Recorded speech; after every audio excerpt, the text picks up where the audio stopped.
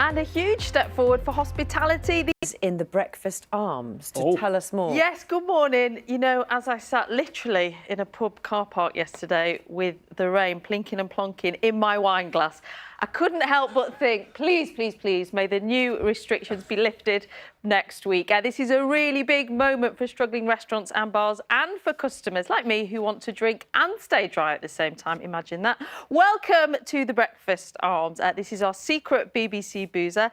Lots of socially distanced tables, you can see there. Dan on the barbecue most weekends cooking up a storm. Two members of the team who possibly don't want to be identified there, anonymous. The trouble is, though, at the moment, lots of pubs have had to deal with actual storms. And when you can only sit outside, that's obviously an issue. Now, today, the PM is expected to confirm that in England, at least, restaurants and bars can let 6 people eat or drink inside from next Monday. That's as long as they come from no more than 2 households. That is great news for operators without outside space. And last week, the bank holiday washout meant drink sales were 66% down on pre-pandemic levels. That's despite it being the first long weekend with pubs open for months. Also, for Monday, it's hoped that outdoor bookings will be possible for much larger groups in England, up to 30 in fact. Now, this is Ian, and his Liverpool venue has already seen loads of big bookings.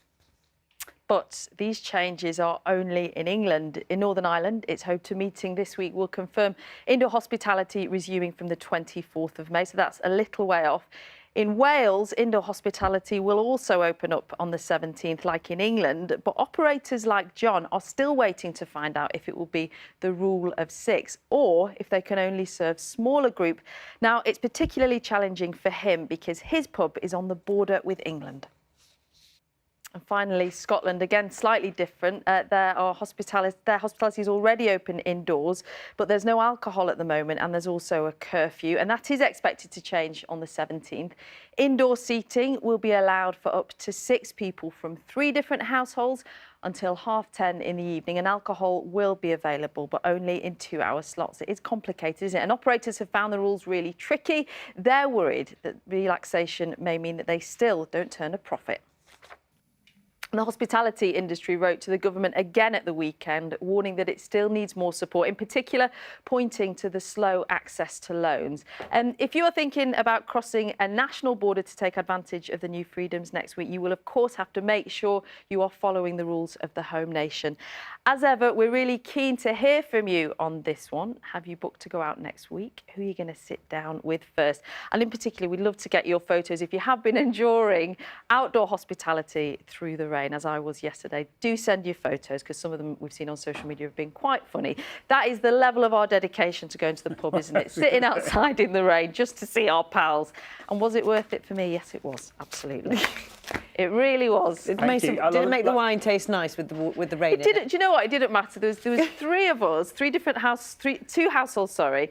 One of my friends though brought her kids with it, and the fact was we could just send the kids out to play together. And I hadn't, like you yesterday, you saw a pal you hadn't seen for 9 months. It's all about the chat, isn't it? It is all about the catching up. Didn't have to bath the kids when we got home because they'd been in the rain, so that was good. I mean, everything worked perfectly for you. Exactly. Strongly recommend it. Across the UK. Yes, good morning. It's been a long old year. Waiting to see how the roadmap unfolds later. It's a big moment for struggling restaurants and bars and customers who want to stay dry and drink at the same time. Remember that.